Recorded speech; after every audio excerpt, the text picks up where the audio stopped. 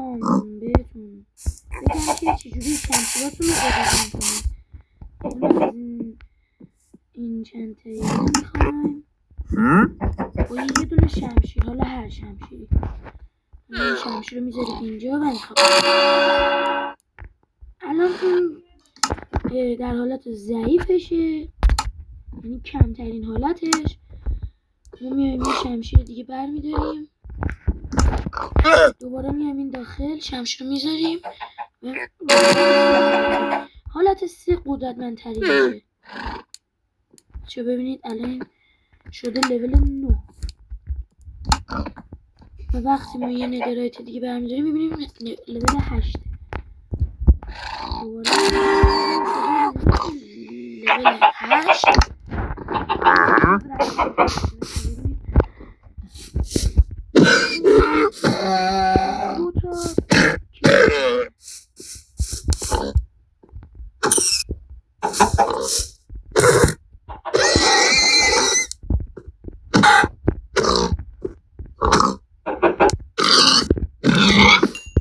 هر موبیو بخواید بکشید با 2 تا کلیک میمیرن. موبایی که مثلا آسون باشن یا خیلی کم جون باشن خیلی سریعتر میمیرن.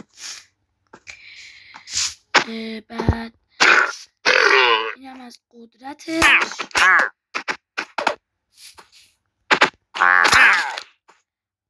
قدرتش هم که دیدید.